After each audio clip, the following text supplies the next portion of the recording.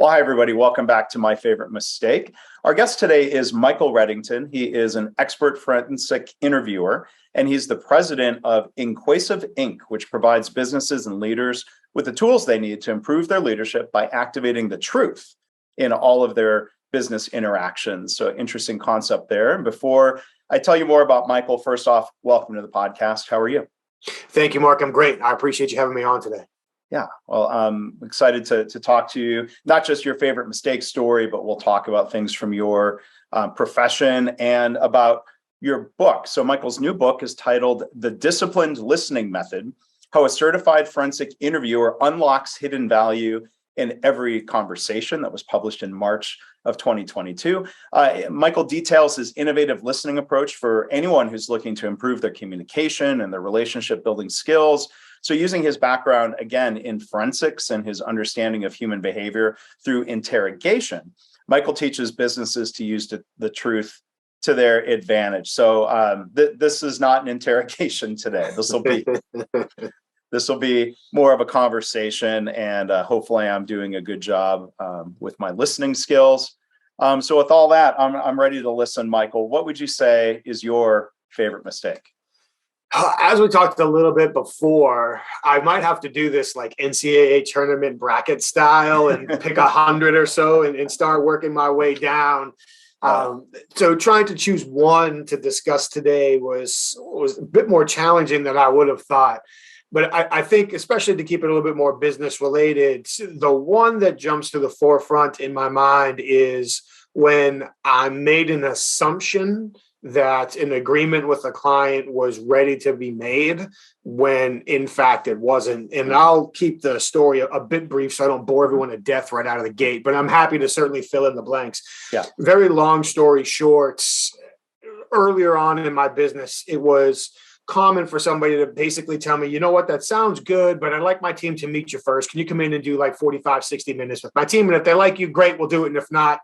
And that was a bet I was always willing to make.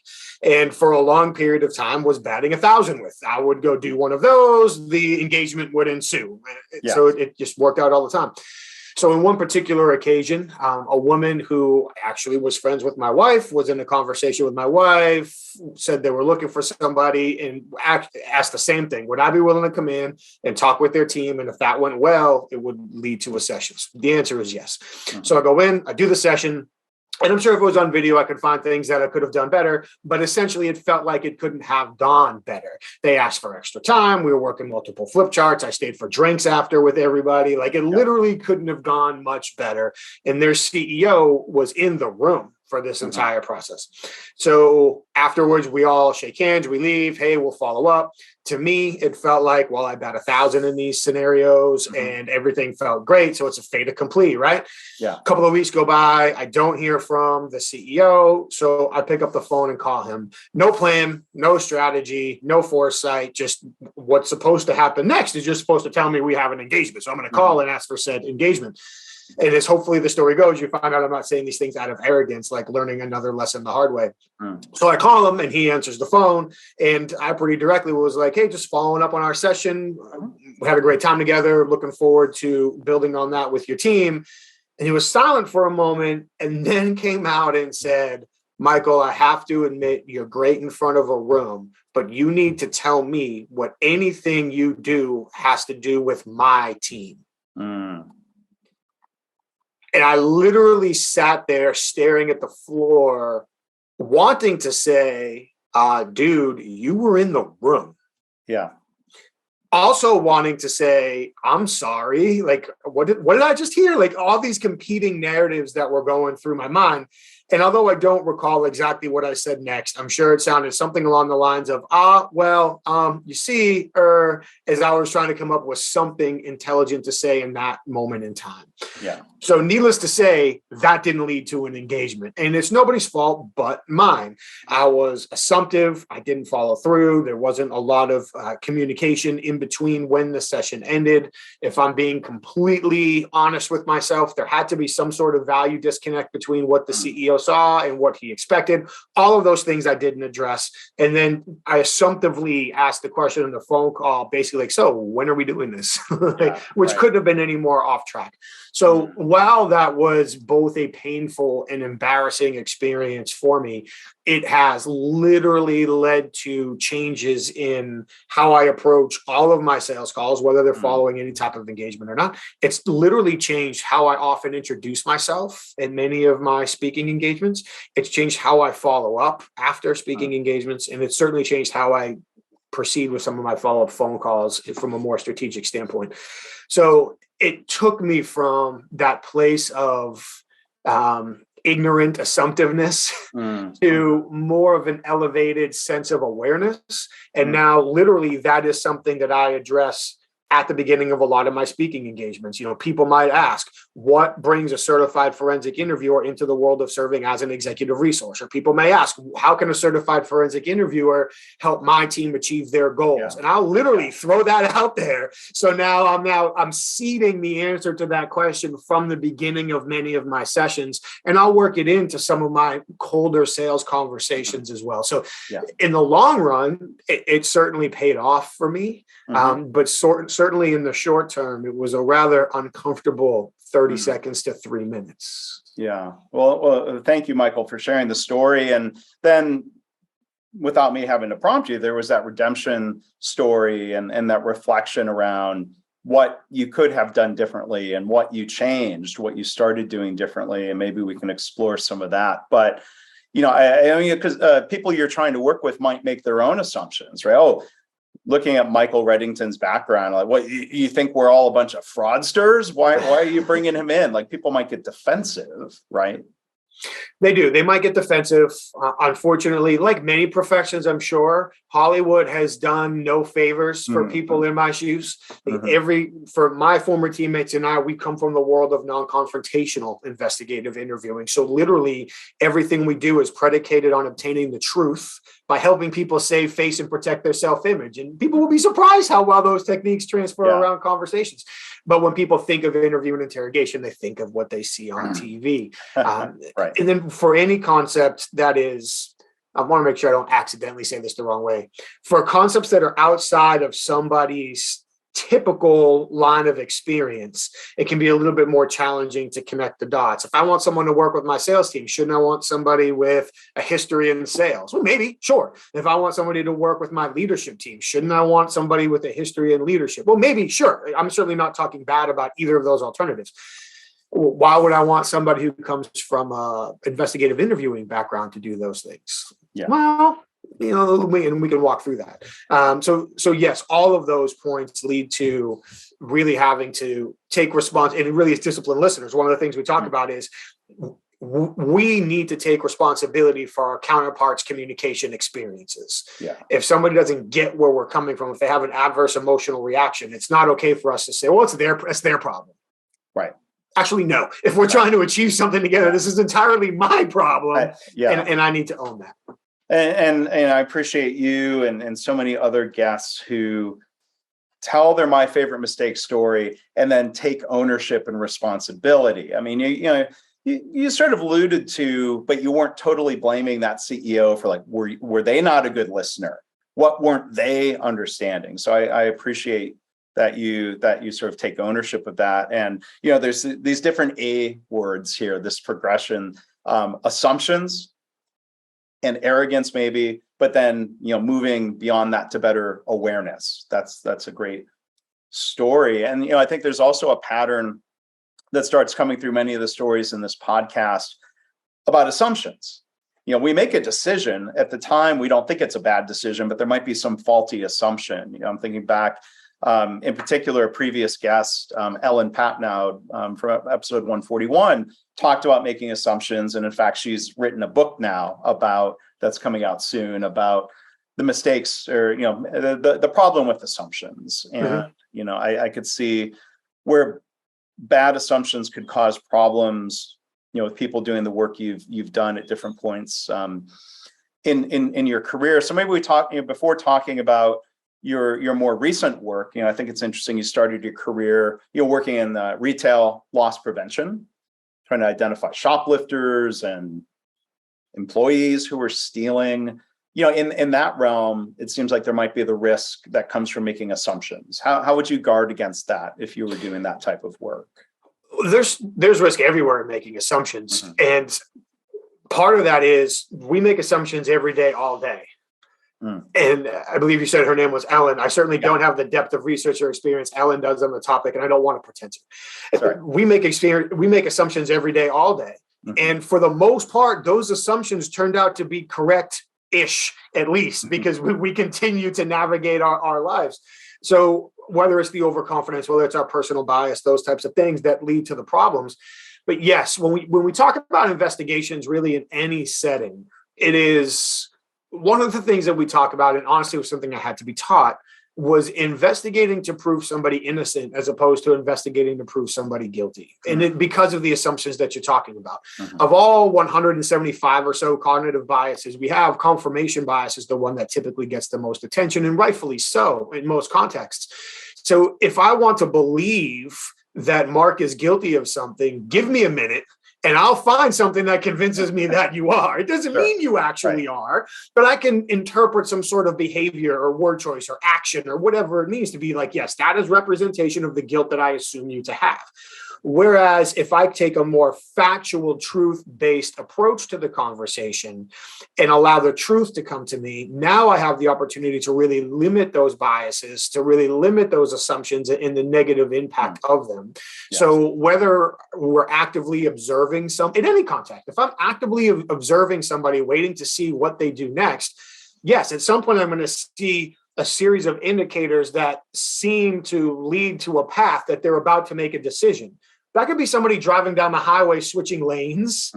That could be somebody walking into an establishment with an aggressive air about them, or that could be a customer who doesn't appear to be shopping the way a normal customer who intends on purchasing their items are. Yeah. But the point in all of those scenarios is to continue the observation through the action.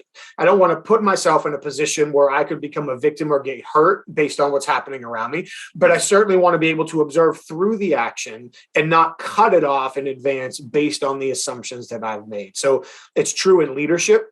Mm-hmm. All too often, life becomes a series of self-fulfilling prophecies. There's a bunch of research that is very clear when it comes to listening specifically, that we tend to put as much energy and focus into any interaction as we believe warranted based on the expectations we carry into that conversation.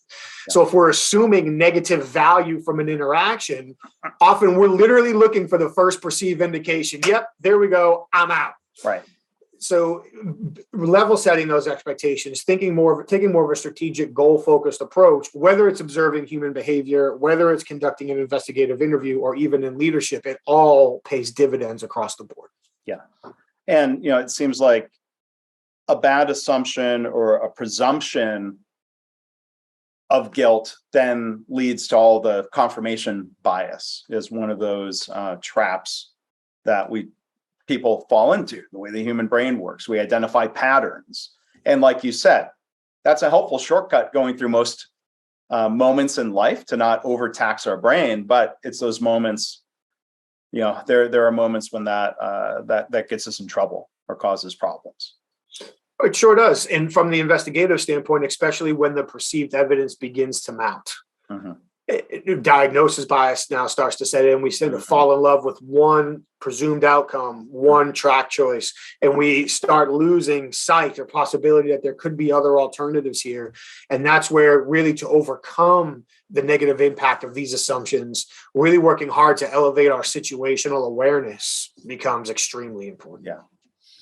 So Michael, back to the one lesson you learned from the story that you told. How do you introduce yourself today in the context of InQuasive and being a certified forensic interviewer, being a speaker, being an author? How do you introduce yourself today? And then maybe tell us how that's a little bit different than how you might have done it previously.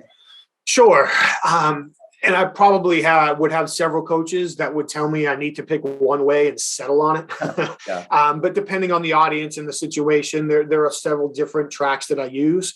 But typically I go with, I'm a certified forensic interviewer and executive resource. And honestly, I let it pause there because generally, each of those terms, let alone both in the same sentence, will cause a bit of a curious response for people. And I want that curiosity to set in. If I just say I'm a certified forensic interviewer and executive resource and I keep talking, I haven't let that curiosity set in yet. But if I pause just literally for a second or two, I'm not talking something overly dramatic here, but just for a second or two, that allows for the curiosity to set in. And as soon as somebody wonders, wait a minute, what is that? Or wait a minute, did I hear that correctly? Or I'm sorry, what? Now they're actually listening to me. They have a question that needs to be answered. So by pausing, I create the opportunity to answer it. And then from there, there's a couple different tracks I can take. One is one that I mentioned earlier, where I said, and a lot of times after I say that, somebody says, wait a minute, what did I just hear? And the question I get next is, how does a certified forensic interviewer become an executive resource? And then I can begin the explanation from there. Or maybe it can be a little bit more direct depending on the group. Same thing, I let it set in. And as an executive resource, I leverage my background as a certified forensic interviewer to teach leaders and sales teams how to acquire the information and create the commitments that have been eluding them. So that's nice and succinct. There's a good connection there. But what trap did you fall into before when you said you needed to improve the way you introduce yourself? Was the problem kind of going on and not leaving that gap? One was that, and the other was just assuming that people saw the value in the perceived uniqueness. And I say perceived uniqueness because I do relatively frequently hear somebody say, well, I'm not sure what a certified forensic interviewer is. I'm not sure that I've met one before, but at the same time, to the degree that it may be unique, that's a double-edged sword. Being unique can be good, but if people don't understand it or don't know to look for it, then it's not so helpful there either. So I remember early on in my career, when I first started spending more and more time teaching CEOs, I created a 3-day seminar for a group of CEOs that I honestly, in my bones, felt like was leadership communication topics. When I was done, the feedback I got was, great job, that was fun, but we're not going to interview anybody. We needed to be more leadership driven. And I literally stood there thinking to myself, that wasn't interview driven. But again, perception being reality, if they didn't feel like it was leadership driven, then it wasn't. So a pile of these experiences continue to lead me down a path of, how do I look for opportunities to solve the riddle for people in a way that creates curiosity and helps them begin to perceive the potential value in continuing the conversation. So if I were to make assumptions, which I try not to do, I hear certified forensic interviewer and I think like, oh, like the show CSI. You're investigating murders and crime scenes and interviewing witnesses. So what is, I mean, how do you define then certified forensic interviewer? I'm just curious a little bit, the process of going and getting certified. That's a great question and a common assumption. So earning the certified forensic interviewer is a designation. So it would be like a certified project manager, a certified public accountant, pick any one of these professional certifications. So a certified forensic interviewer isn't necessarily a job in and of itself. It's a designation of expertise within the industry or career field of interview and interrogation. So there are prerequisites that people need to qualify for in order to be able to attempt to earn the designation. Like most professional designations, there's a rigorous exam that must be passed. After that exam is passed, then there are recertification credits that need to be maintained. So it follows the track of, I would assume, most professional designations. The way that I like to describe being a certified forensic interviewer, which may not be officially authorized by the International Association of Interviewers, is we should be able to be blindfolded, rolled out of the back of a truck, and wherever we land, take off our blindfold and be able to conduct a morally, legally, and ethically successful interview that's predicated on obtaining the truth. Obtaining the truth and doing so in different ways. So, you mentioned the Hollywood cliches. I was going to ask you about that. I mean, the show jumped the shark at some point, but I enjoyed the show 24. But the cliche of Jack Bauer, as the CTU agent, and my wife and I to this day still kind of joke about it. Like, he would ask a question, and if you don't get an answer, ask the question again, but louder. That would always work somehow, and like, that's probably not how real interrogations work, of like bullying people. It sounds like it's more, tell us about how it really should work, and how you build, let's say, rapport and trust. Well, then those are two huge components of it. So first, to be fair, there are many different contexts that interview and interrogations can occur in. Sure. And the processes for some of those different contexts can vary a little bit to substantially depending on the situation. So I'm going to be careful not to make entirely blanket statements. Sure. Generally speaking, if we want somebody to either share information or change their behavior, that's a decision that they're going to have to make. Therefore, they are in control of this conversation, whether we like it or not. And the more needy we appear, the more that we try to bully them or force it, the more motivation we're giving them not to change their behavior or share the information, especially if it's a scenario where somebody feels like, okay, I'm already caught.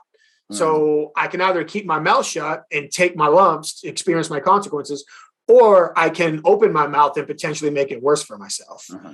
Seeing you're not treating me with respect, allowing me to save face and trying to bully me through this conversation, I think I'll go with option A. I'll just keep my mouth shut and take whatever's behind door number 2. Seeing all I can do now is make the situation worse for myself. So really, in any context, if it's interview and interrogation, if it is parenting, if it is leadership, candidate interviewing, coaching, sales, business development, whatever it is, if we want somebody to share information that they don't initially want to share, I would argue that at least 85% of the battle is encouraging them to save face and protect their self-image, allowing them to do that. Your question was specifically about interrogation. When we look at interview and interrogation, there's often two sides to the coin. One, there has to be some perceived credibility in the interviewer and the investigation. If people don't believe they're caught or they're about to be caught, then they have no motivation to share information. The flip side of that coin is they have to have the ability to save face and protect their self-image as they choose to talk about it. In too many contexts, again, business, personal, family, interviewing, there's a huge difference between commitment and compliance. And all too often, people in a leadership role fall into the entitlement trap. Well, you owe me this information. And then maybe they take more of that Jack Bauer approach. I'll just keep asking louder and closer and more often, and maybe throw some threats in here as well. And then at the end of that, if we get an answer that basically starts with, okay, fine, we feel great. Okay, I got what I was looking for. That's a loss. If somebody essentially says, okay, fine, they're complying. And complying is obeying a command. And when someone complies, we can rest assured we're getting minimum necessary information over minimum necessary time with minimum commitment. And this, in the investigative sense, there's likely at some point they're going to recant. And there's all kinds of substantiating information that we're never going to get. But when somebody commits to sharing information or commits to changing their behavior, they're taking some level of idea ownership. They're aligning their self-image with the decision, and they're likely going to share in much more depth and own it after the fact. So I may have strayed away from your question. I'll certainly pause there. No, that's good. That's good. But conceptually speaking, that's where it starts. Yeah. So let's say if you're talking with people, you're encouraging them to commit to sharing information about a mistake. This could be in the category of white collar crime, whether it's embezzlement, maybe, or sexual harassment, or how do you approach it when you're trying to get to the truth? You're trying to get them to share. What if it seems not in their best interest to be truthful? If we're being honest, it's extremely rarely in their best interest to be truthful at that point. For me, when I think about what led me to get my CFI and continue my education beyond that, it was the fascination I had with why do people continuously share sensitive information under vulnerable circumstances that directly leads to consequences? Like, why do they do that? And so to me, that's what really led to this. And when we talk about getting people to discuss mistakes that they've made, I take the identical approach. Well, I shouldn't say identical, essentially the same approach. There might be a few small differences. If I'm interviewing a victim, witness, suspect, if I'm talking to an employee, a customer, honestly, my 5-year-old son, If I want somebody to admit to making a mistake, I have to remember that the number one fear that will stop most people from admitting wrongdoing, changing their behavior, sharing sensitive information is embarrassment, feeling judged. Yeah. So I want to make sure I have the conversation in a way that doesn't allow them to feel or limits the opportunity for them to feel embarrassed or judged. Right. And at the same time, and this is one that tends to get people to stop and look at me like I have 5 heads, I want to give them the opportunity to leverage an excuse initially for why they did or didn't do whatever it is that they did or didn't do. As part of the I'll try to speak English here. As part of the face-saving, thank you, process. All too often when interviewers, leaders, sales professionals, parents, when we hear an excuse from somebody in our world of accountability, and by the way, I'm a card-carrying, hill-defending, flag-waving believer in accountability. How do we get there becomes the key. So when we hear somebody give us an excuse, that excuse consistently offends our sensibilities, right? So now we end up being angry that somebody gave us an excuse, angry that they didn't take accountability, angry that they thought maybe they could trick us or fool us or weasel out of this or whatever. And now we respond by attacking the excuse. What we fail to realize is if somebody says, I did this because, they just told us they did it. Sure. If somebody says, I didn't do it because, they just told us they didn't do it. That is the hardest part of the conversation, is to get the I did it or I didn't do it. And when we snap at the excuse, we're literally taking their overture, their olive branch, literally right before telling us I did it because, or I didn't do it because, they are telling themselves, okay, I'm willing to tell Mark this, but only if I can feel a little bit better by saying it this way. Yeah.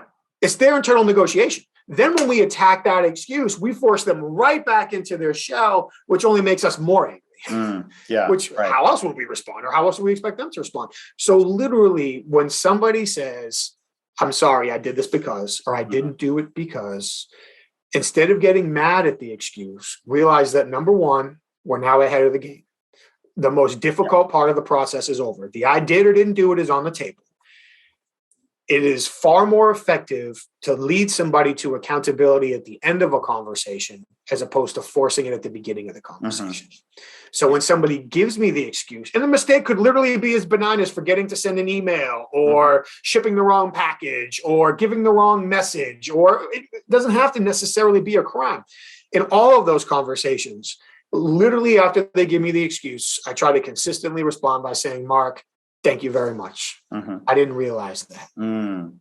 Please walk me through your thought process and how it impacted the decision. So that seems like a respectful way of keeping the conversation going instead of shutting it down, right? Yes. When people give us an excuse, they expect to be shut down. So when we say thank you, their internal reaction is what just happened, right? They didn't expect that. So now we're showing respect. We're encouraging them to keep talking. And by encouraging them to continue talking about the excuse, we've created 2 opportunities. One, there's a chance that we might learn something. Like maybe there's some validity in here somewhere it doesn't absolve them of responsibility, but we can learn. So let's listen.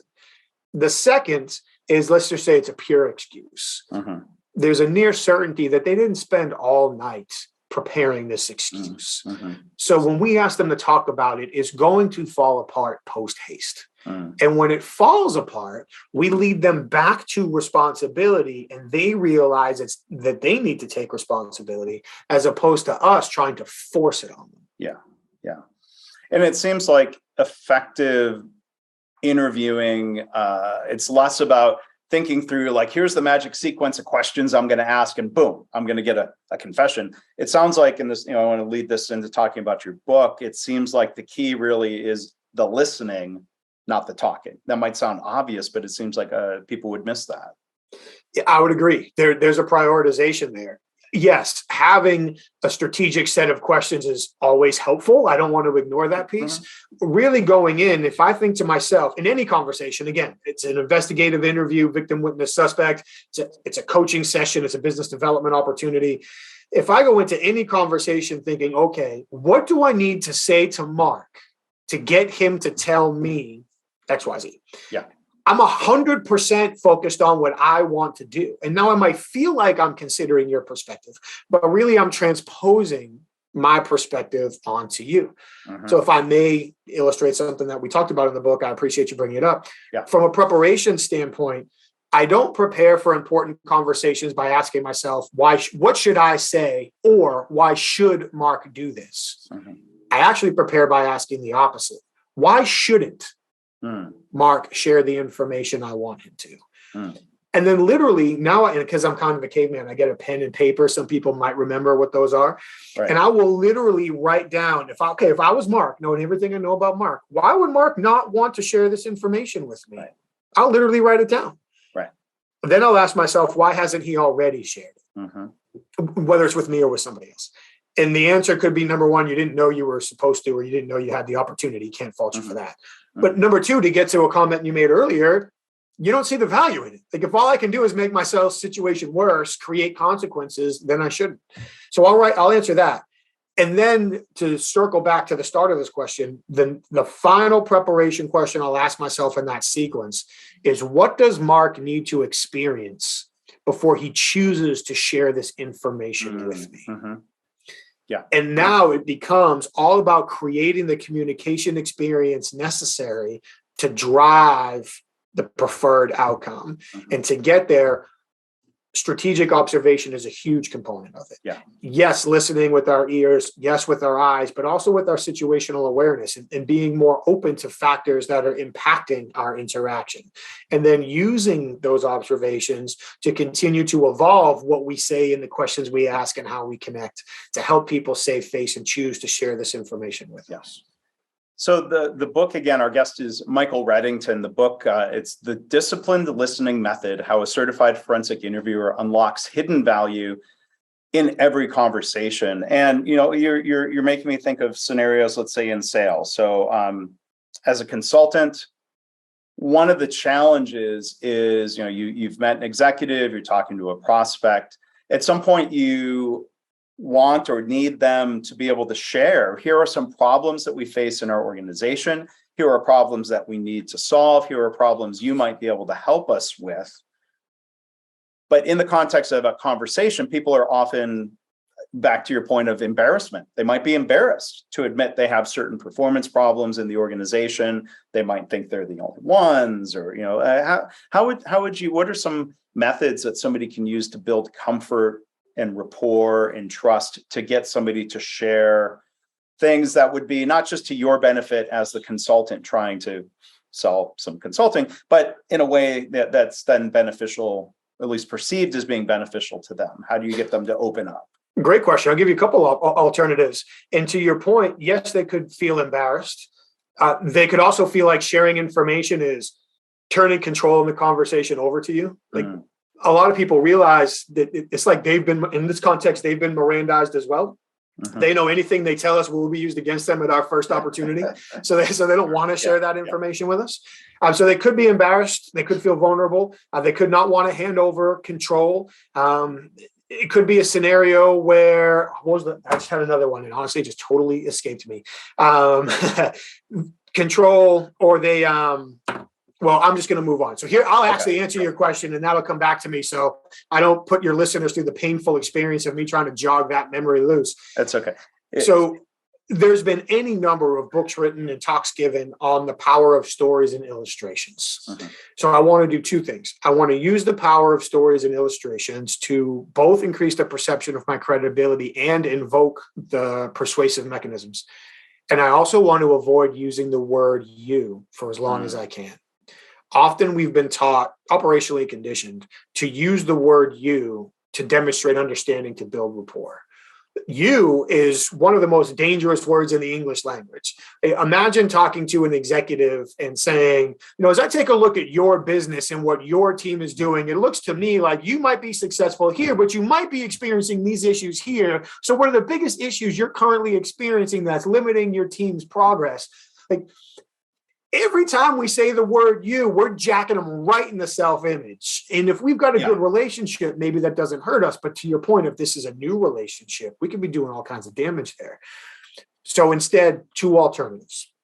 The first is something along the lines of, and this wouldn't be at the opening of the conversation, but wherever we see that it slots into the conversation. Mark, again, I appreciate you carving out the time to share with me today.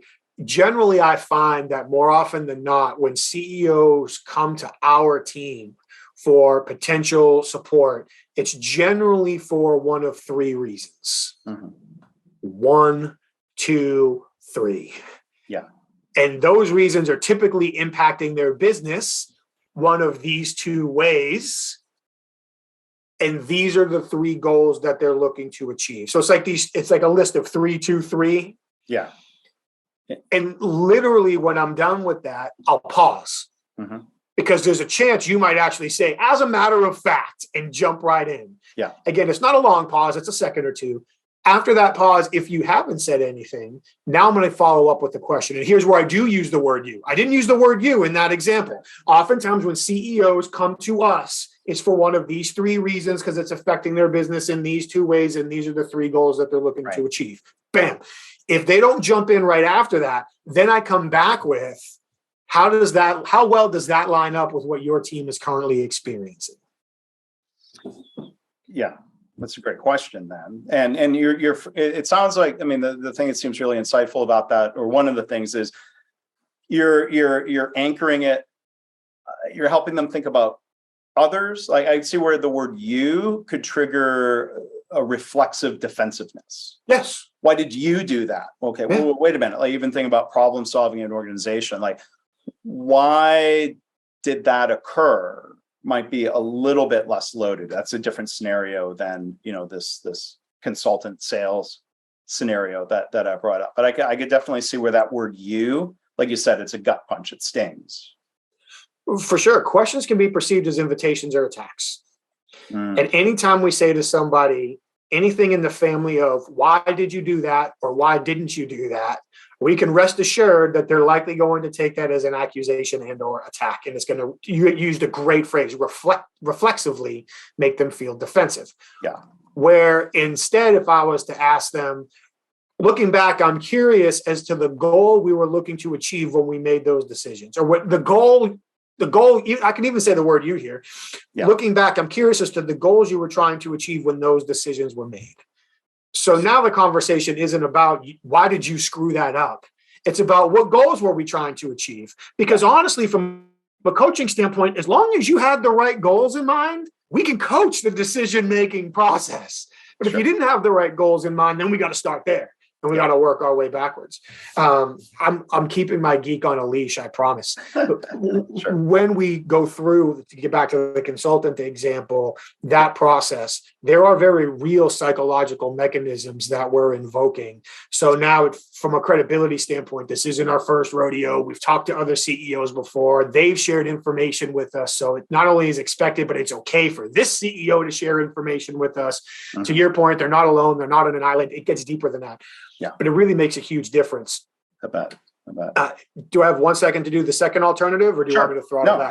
Go ahead. Yeah. The second alternative would be to share a story. Yeah. And that story could be about ourselves if we were in a similar situation, but it's often more impactful if it's about another CEO. Mm. And it's not necessarily about mirroring the situation, because that can come off extremely disingenuous. Mm-hmm. The last time I had a conversation with somebody who led a $5 million IT organization with 35 employees, like, okay, all right, I get it.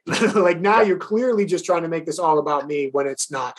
Instead, if I was to say something along the lines of, often we work with CEOs who feel like their teams are sharing all of the requisite information in real time when unfortunately they're not, because the employees generally share what they have to share when they have to share without negatively impacting their employment status. Yeah. As a matter of fact, I was working with a CEO several months ago that was in a similar situation and only realized it because after she realized it and we worked through it, here's a few changes that she made that led to this potential outcome. Mm-hmm. I'm just curious how that mirrors your current experience with your team. So even using that story as an illustration, but when we use that story, again, it's important that we don't mirror somebody because that just becomes offensive. We use the story as a vehicle essentially to get the moral or the main point across to help reduce somebody's resistance. Yeah.